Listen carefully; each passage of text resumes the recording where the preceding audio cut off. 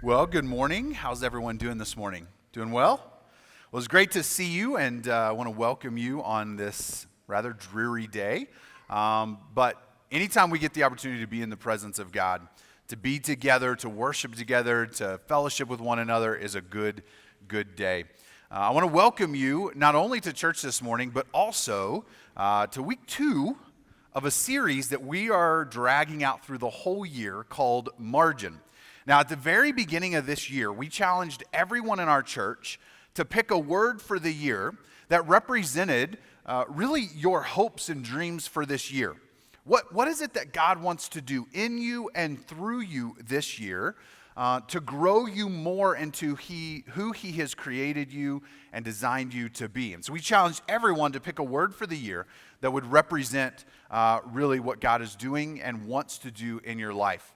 And as a church, we also picked a word that we would sort of revisit every couple months and look at a new perspective, a new idea on this word to kind of challenge us throughout the year. And so to do that, we decided that every time we have a fifth Sunday in a month, we would stop whatever we were doing and we would revisit this original idea or series that we started earlier in the year. And our word for this year is margin.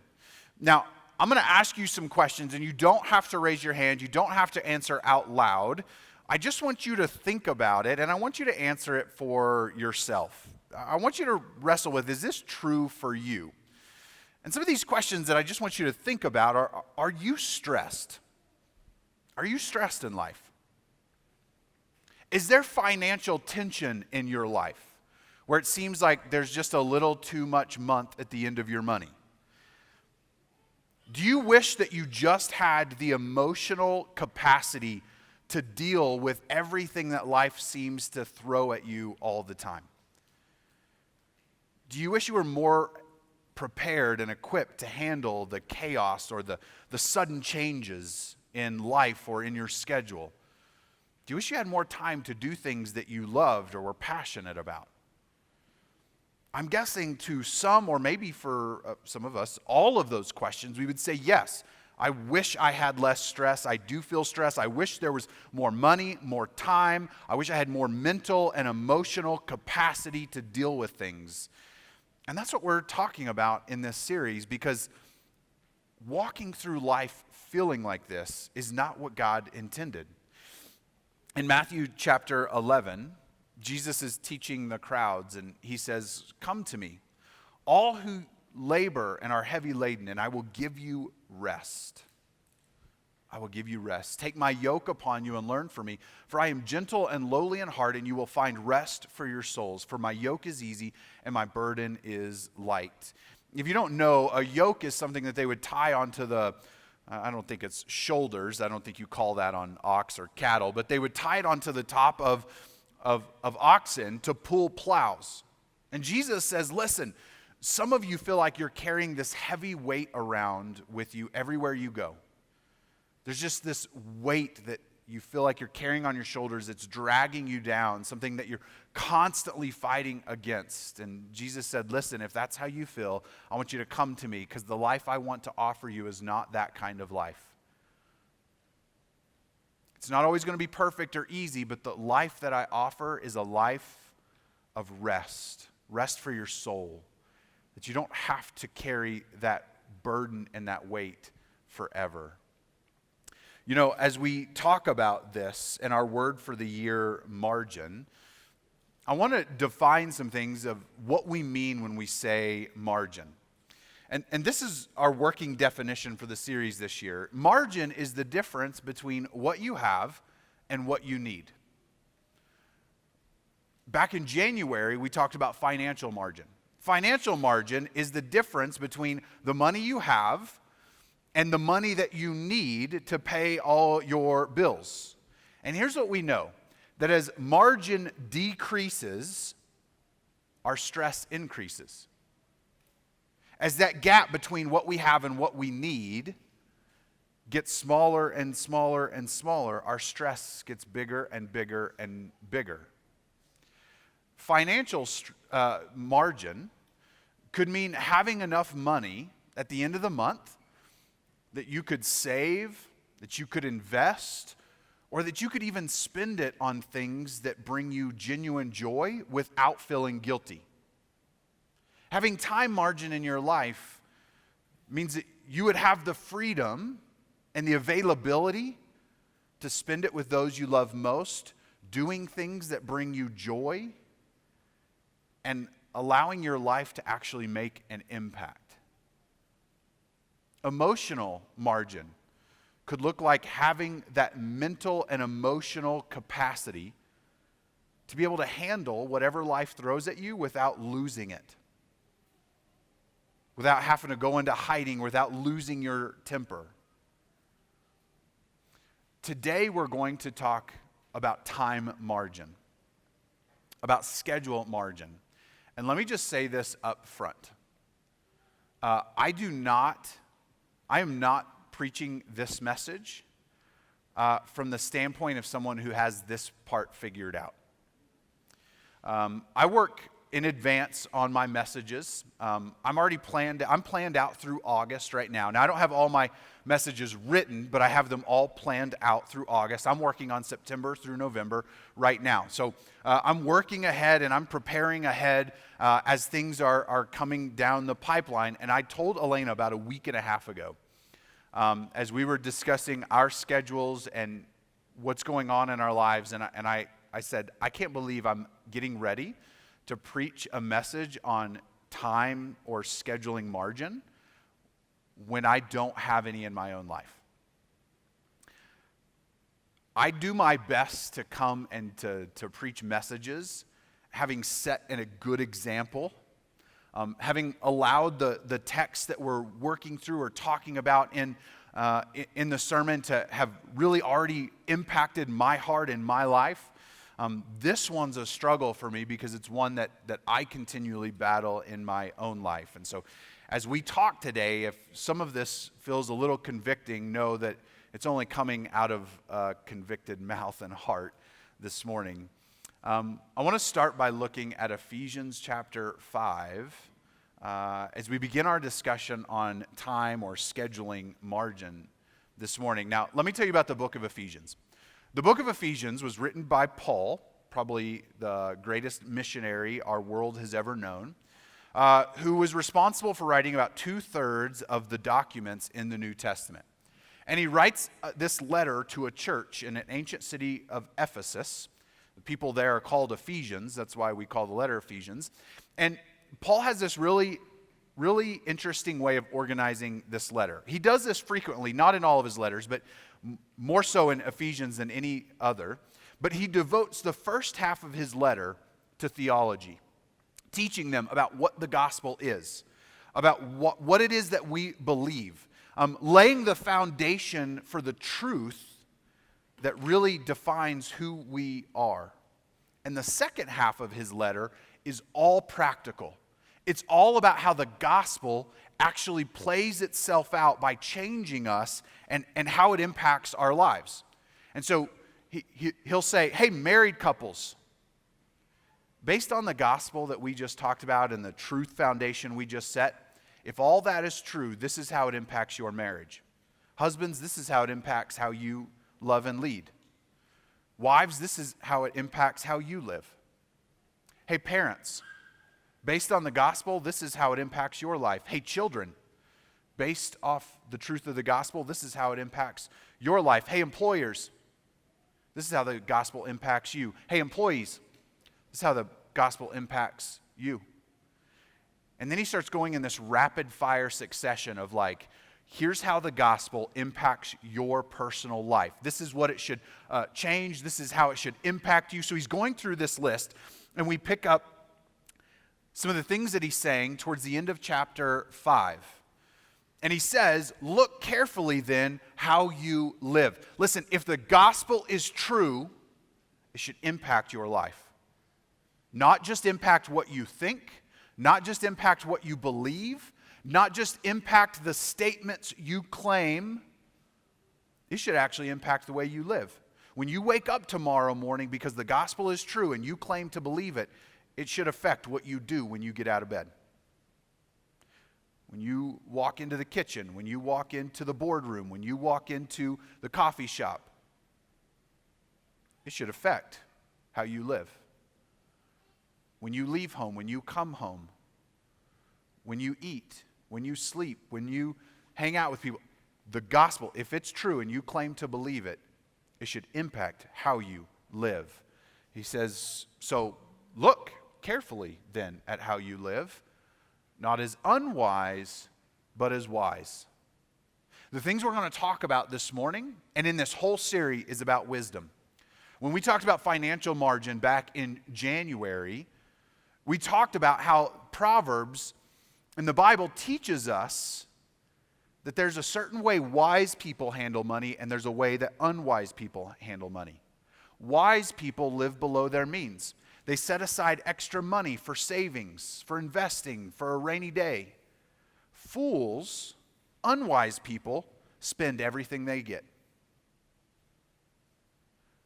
This idea of margin is about wisdom. It's about living a life of wisdom, about making wise decisions as opposed to unwise decisions. And so Paul says, listen, if the gospel is true and you claim to believe it, then watch how you live. Live in a wise manner, not an unwise manner. Making the best use of the time.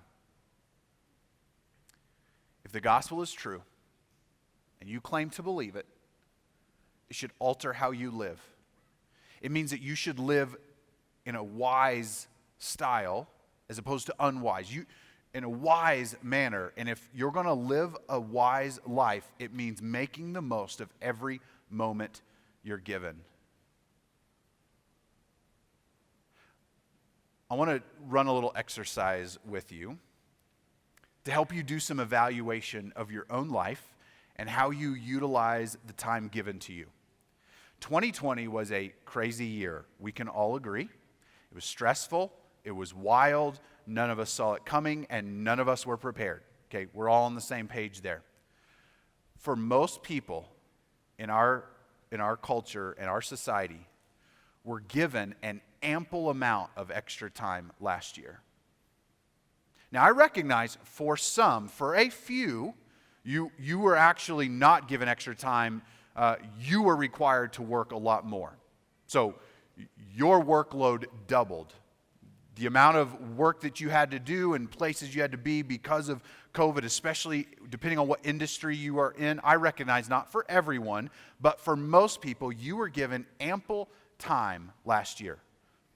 Lots of extra time that you didn't know you were going to have. What did you do with it?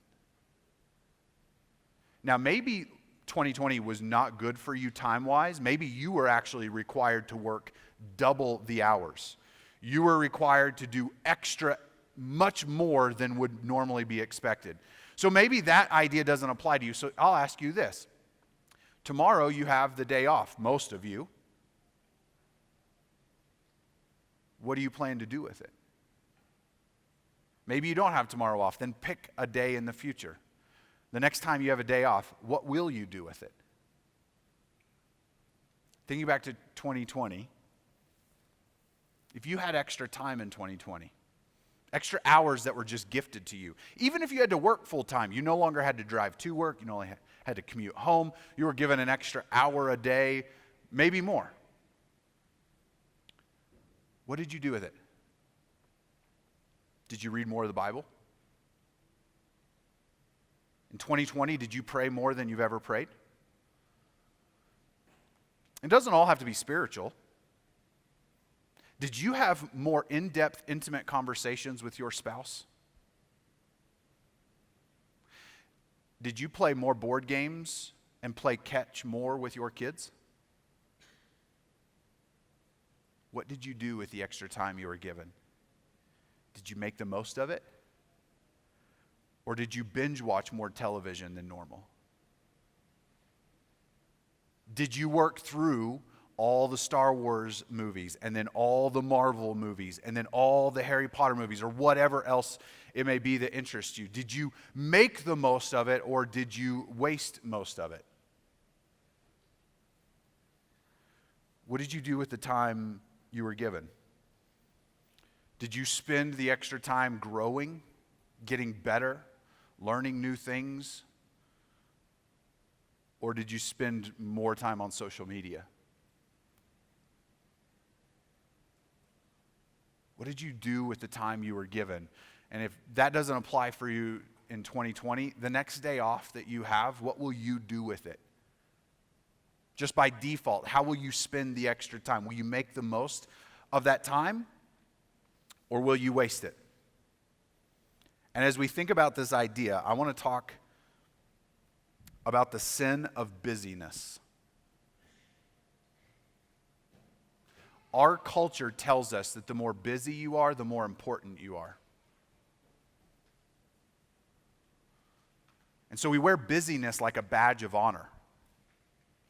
Hey, how are you? How you been? How's your week? Oh man, it was busy. Hey, how's life doing? It's been a while since we've seen each other. What's going on? Oh man, life is busy. We wear it like it's a badge of honor, as though it makes us more important. And what's the answer to busyness? Well, our culture says efficiency. Be more efficient so you can cram more things into your day, into your week, into your month, into your life. Be more efficient so you can cram more into it so you can get even more done. But the answer to life is not efficiency. The answer is effectiveness. Because there's nothing worse than wasting our lives being efficient at doing a lot of unimportant things. About spending our time doing things that actually have no real meaning or value. I read a book last year called What's Best Next. If being more efficient versus now thinking about maybe being more effective is an interesting idea to you, it's a great book. It challenged a lot of the ways that I think about what I do and how I do it and how I organize my week. But busyness is not a badge that we should be wearing as something that brings us pride. The answer is not getting more things done or cramming more into our schedule. The answer is doing what matters most. The problem we have is not too little time. For most of us, the problem we have is too few priorities. Look at Psalm 90, verse 12. So teach us to number our days that we may gain or get a heart of wisdom. There's that idea again. I want to live a wise life. I want to be a wise person. Because the Bible paints this picture. A wise person is a person who lives in such a way that they believe and recognize that there's a God and everything matters. The Bible paints the opposite picture of a fool.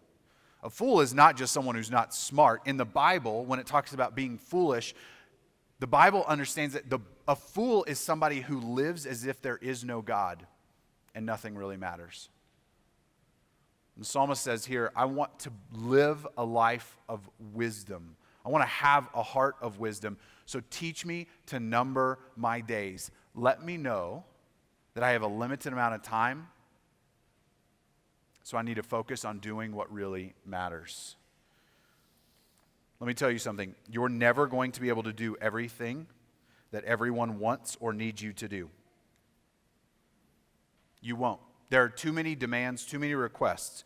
You will never be able to do everything that everyone else wants or needs you to do.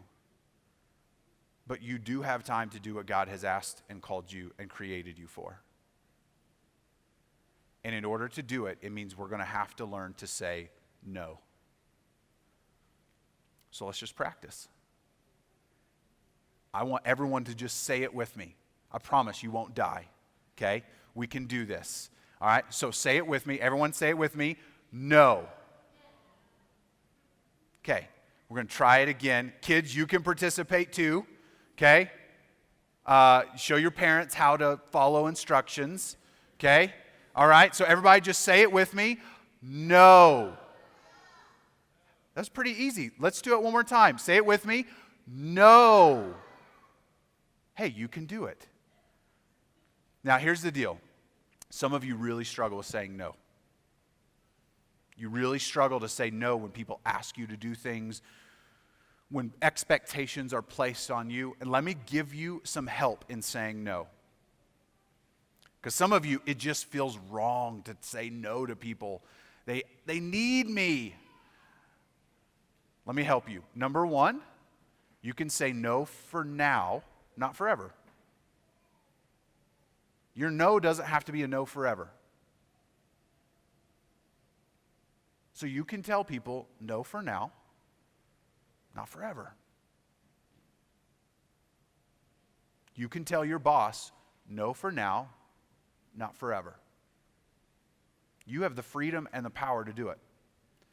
Let me help you with one other idea that will help you to say no. As difficult it is for some of you, every time you say yes out loud, you are silently saying no to something else. So as difficult as it is for some of you to actually say no, just recognize that every time you say yes out loud, you are saying no silently. When you say yes to one other request that someone else places on you, you are saying no to your family. No, I will not eat dinner with you. No, I will not spend time with you. No, I will not go to that game. Every time you say yes to something out loud, it means you're saying no to something silently. So as much as you don't want to say no, it doesn't matter. In one way or another, you will be saying no. The question isn't if you will say no. The question is to what or to whom will you say no?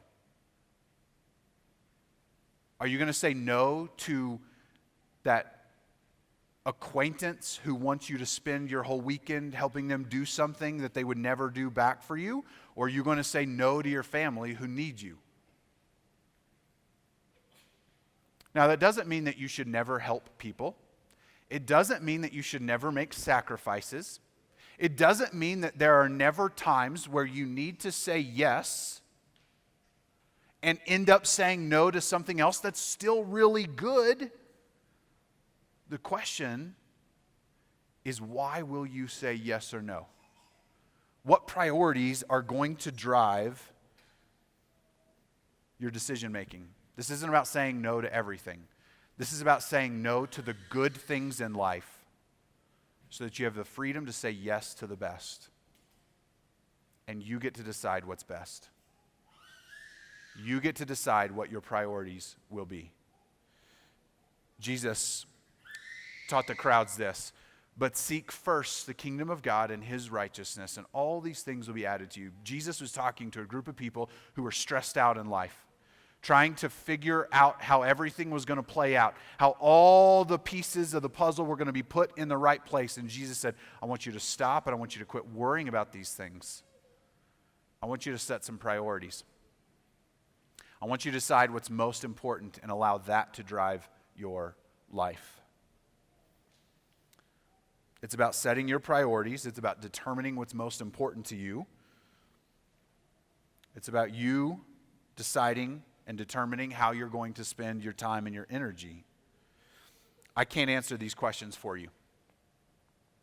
I can't tell you what's most important. I can't tell you what you should say yes to and what you should not say yes to. You have to make those decisions. So I have a little exercise for you. You're not going to do it here. You're going to do it when you leave. If you came with someone, you're going to do it with them when you leave. And I have some questions that I want you to work through.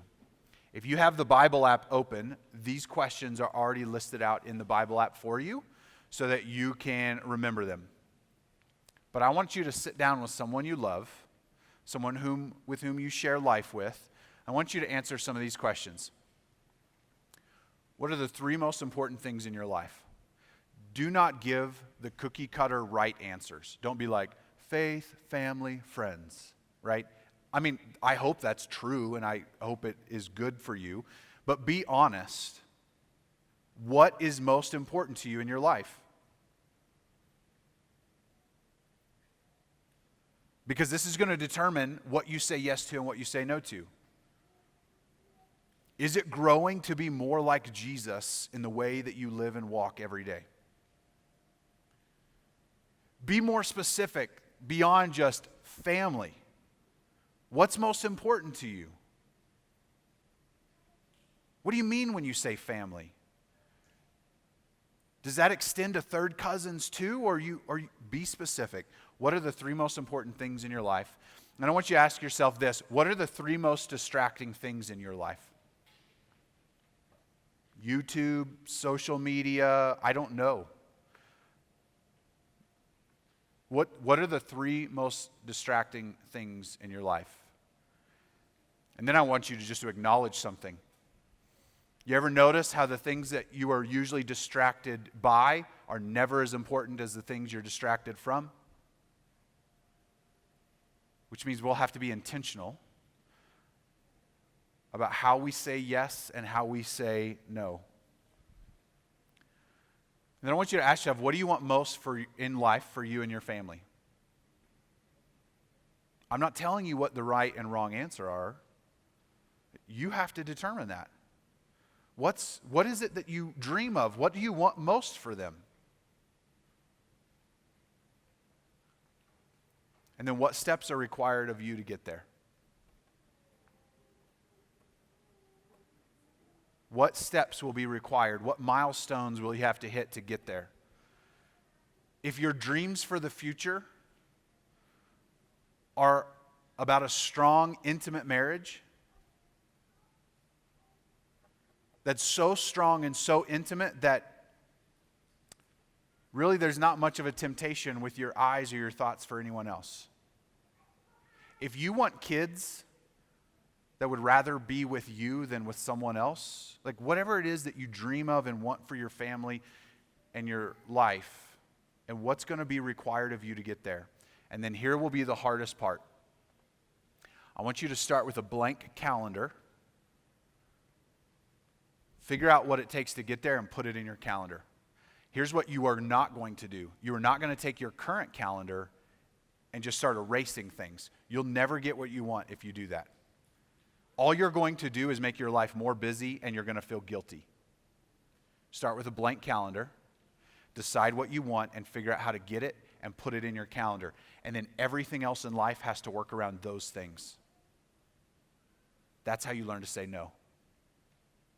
That's when a new opportunity comes up, but it doesn't work for what you're trying to accomplish with your family and your faith and your life. You just have to say no. No for now, but not necessarily forever. Because you're going to start saying yes to what matters most in your life. I want to close with this. In Deuteronomy chapter 30, this is towards the end of Moses' life and ministry. He's actually about to die, and he's going to hand the reins off to new leadership to lead the people of Israel. A people that he's led for 40 years. He's been their senior primary leader for several million people.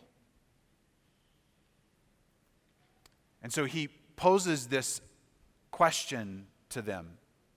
He gives them this ultimatum as sort of like his passing or partaking a gift to them as he's leaving them, because he knows he's going to die soon. And he says, I call heaven and earth to witness against you today that I have set before you life and death, blessing and curse. Therefore choose life, that you and your offspring may live, loving the Lord your God, obeying his voice and holding fast to him. For he is your life and the length of days, that you may dwell in the land that the Lord swore to your fathers, to Abraham, to Isaac, to Jacob, to give them. Here's what he says. I want you to choose today.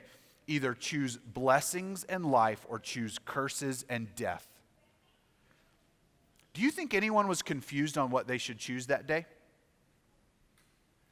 Do you think anyone was in the crowd going, curses kind of sound like a fun ride. Death sounds like the destination I'm headed for. I like that. Everyone knew what to choose. Do you know what happened? Everyone in their minds gave the right answer. Most of them lived their life chasing after curses and death. They knew the right answer. They just really weren't willing to alter their life for it. Don't be like that. Don't sit here and go, I'm going to make the right decisions. I'm going to set priorities in my life and then just go back to allowing everyone else to dictate how you live your life.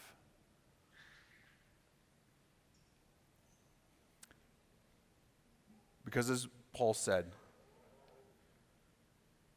if the gospel is true and you believe it, it should alter how you live. It should mean that you live a wise life, and living a wise life means making the most of every moment, of every day, of every month, of every season, of every year of your life. Let's pray. Lord Jesus, I thank you for the opportunity that we have to come here today, to just be in your presence, and to reflect on what it means to live in light of the gospel, about what living a wise life means, about making decisions that reflect the priorities we have in our lives. Lord, I just confess my own weakness, that too often I allow busyness to be worn like a badge of honor, as though it made me more important. But busyness is not wise, and it's not honoring to you. It doesn't mean that we have too much to do. It means that we just don't have good enough priorities. It means that we don't have the courage to say no and do what we know we're supposed to do. So Lord, in this moment, in this time, in this place, Lord, I just pray that you would speak to our heart, that you would challenge us, that you would encourage us, that we would reflect on what matters most in this world and in our lives, that with reckless abandon we would pursue what's most important, and we'd say no to everything else. We'd say no to all the good things in life so that we can say yes to the best. And we're going to sing to you, Jesus, because you are the best. Because we acknowledge and celebrate that you are what matters most in life. And more than anything else, we pursue you and our relationship with you with reckless abandon. Would you be honored by the way that we respond to you this morning?